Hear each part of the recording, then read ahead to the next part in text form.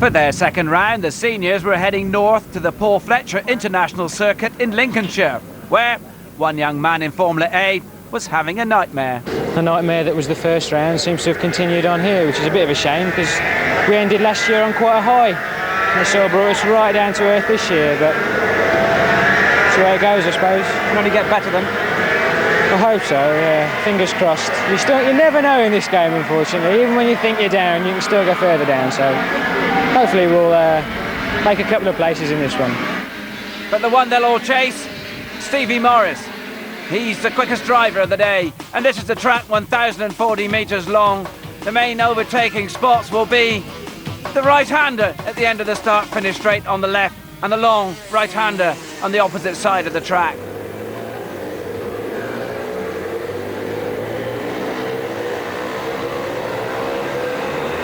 Off they go on their hot lap on the grid. 29, Stevie Morris. 48, Mike Spencer. Number 2, Dean Panrucker. Number 35, Susie Stoddard. Great result for her. 18, Neil Duran. And 20, Michael Conway. It's the track where a good start is essential. Some would say that second pole position is almost as good at first, with that really tight right-hander just after the start line.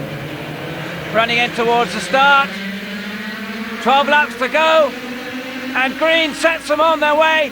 And Mike Spencer, with an absolutely superb run from that grid second spot, takes the lead ahead of Stevie Morris. Stevie Morris on the fight back. Dean Panrucker right up behind him. Well, Michael Spencer struck the early blow there. But Stevie Morris right on his bumper already. And 3 carts off from the back of the pack. Well, that's Karting. But that won't be worrying. Spencer, Morris or Panrucker just beginning to pull away from the rest of the pack. Coming in towards the end of lap 1. And it's Morris out of the toe on the start-finish straight and into the lead. A timely counter-punch indeed. Hands in unison, cover the air intakes, increasing the fuel flow to cool the engines. It's hotting up at the PFI. And Morris out wide there, defending from Spencer, and Panrucker saw the gap.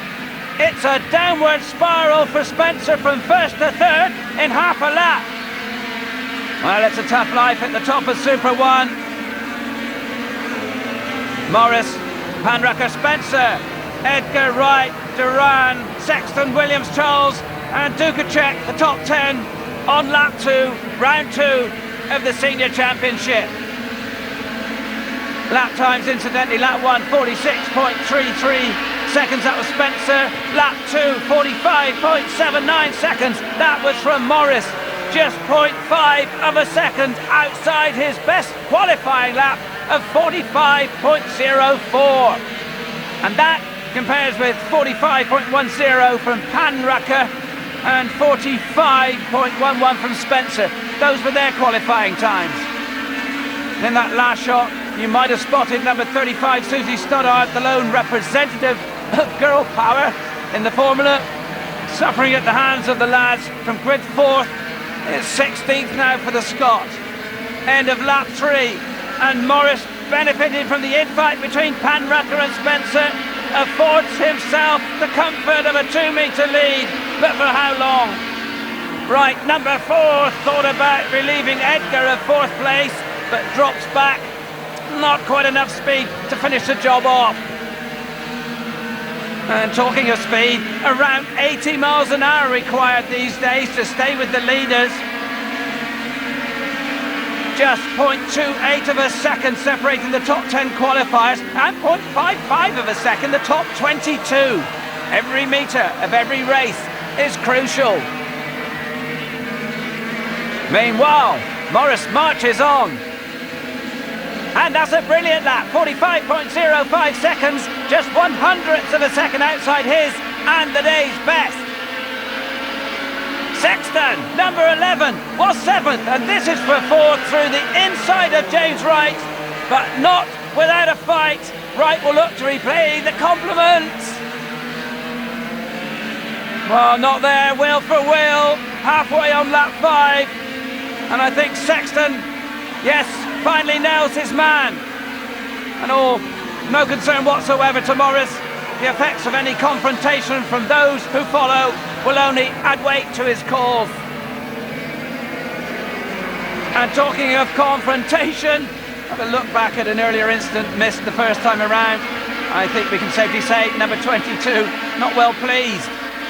And still they jostle for 4th place. Sexton, having arrived there a lap ago, now under intense pressure from a group of 5 that include Philip Charles, number 8, whose disqualification in Heat 1 started the ball rolling backwards for him. Entry into the first final was gained via the repechage. Last place on the grid there was converted into a finish in 13th. That's where he started this one. 4th is now a prospect. Now that's quite a fight back. In fact, there he is. End of lap 6 coming up, and in karting terms, Stevie Morris, number 29, is leading by a mile. Spencer, number 48, in spite of hanging on Panrucker's rear bumper for close on 5 of those laps, has failed to find a route beyond it. In fairness, he did say that tyre problems throughout the day might influence the result of his second final. What is more, if he can't get past the number 2, the overall championship positions will almost certainly turn around. A season of close racing was forecast by many, and so far delivered on cue. Lars Sexton completing his treble. Neil Duran was first to fall, followed by number 7, Justin Edgar. James Wright, number 4, put up quite a fight. They all know that every point will count when they're all totted up at the end of the season. Every corner of every race will have to be scrapped for without compromise. So the race order with 2.5 laps to go. Morris surely uncatchable, Panrucker 2nd, Spencer 3rd, Sexton 4th, then it's Wright, Edgar, Charles and Duran, and Simon Short, number 3, just ahead of Jamie Green, 53, 13th and 14th. Well, quite a drive from Green so far. Started the race on grid 22 after a disastrous first final spoiled all the good work out of 2 5th places in his heats.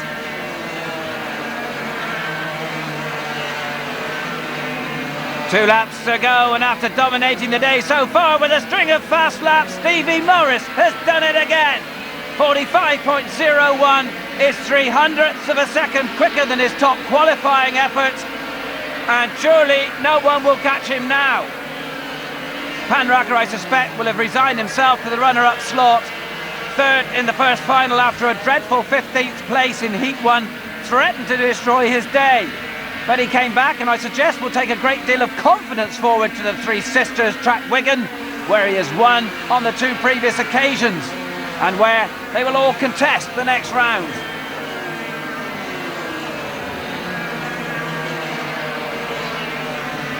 The last lap, and Stevie Morris, long gone. His final circumnavigation of the Paul Fletcher International Circuit has less than 40 seconds left.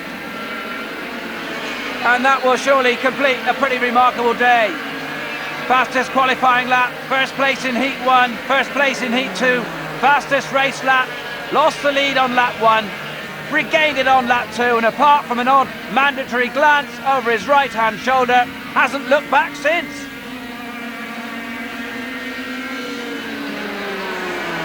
So it's a great day for the popular Hartford driver, coming in towards the line, and he will win the second round of the Alfoil UK Hillhouse Hammond RAC MSA Championship from Dean Panrucker and Mike Spencer. And I guess you would say he's pretty pleased too. And by virtue of winning everything on the day, Stevie Morris goes clear at the top of the table. Good result too for Lars Sexton, sometimes the forgotten boy of Formula A. And an absolutely convincing win, Stevie Morris. What made the difference today, do you think? Well, we had a lot of help with the engines off Ricky Grass, our engine builder, and the Techno Kart and GKS, the people that supply them to us. Absolutely amazing. really good. My mechanics did a brilliant job, and it all came together for us. It's always going to be close in this class. There's never really going to be anyone who sort of walks off with the championship. It's going to be close all year, and like everyone on their day is going to be a problem. In ICA, it was Fraser Sheeder who followed up his second place in round one with pole position in the final here, ahead of Dean Haddon and Mike Mills. After the first round, Jay Howard, number 8, leads on 123 points. Ferrier is second on 115, then it's Daltrey 110, Stoddard 104, Sheeder 103 and Litchfield 102. And Sheeder forced into desperate defence after just 50 metres. Haddon, Ferrier and Mills with beady eyes on his lead. And it was Haddon who made the break, pushing the pole position man back to second after just half a lap. Not so good though for grid 8th man Matthew Waller, number 52. He was about to experience a driver's greatest fear. Trapped under his cart. Fortunately, he was okay. And back with the leaders, Sheeder repaid the compliment by returning the race order to status quo. But it didn't last. Haddon, quick to spot an opportunity, made his intentions very clear. The reprisal from Sheeder was even swifter, but to his cost. Off the track and out of contention. Haddon also had a price to pay. He was now third. And although Sheeder got going again, that was a long way back. Number 9, Mike Mills, was the new leader, with the impressive Tom Ferrier never far behind.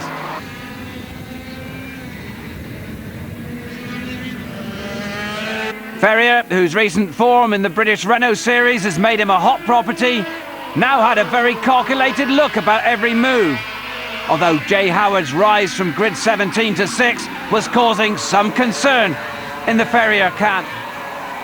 But it wasn't long before he allayed most of those fears with this smart move to go in front.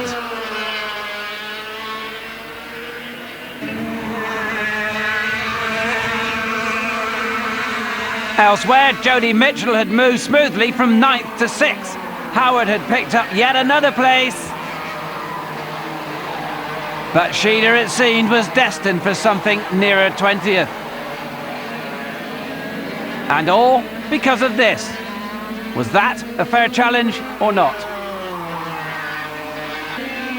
Back on the track and still out front, Ferrier went into his last lap with a commanding, in karting terms that is, lead of 4 metres. And he went on to record a victory that would take him above Howard at the top of the table. But don't write off Jay Howard. His rise from 17th to 3rd says much about his character. And it's this tight at the top. Just 29 points separate the top 5 and 45 separate the top 10. And with 4 races to go, it could be quite a year. Reigning champion Tom Ferrier.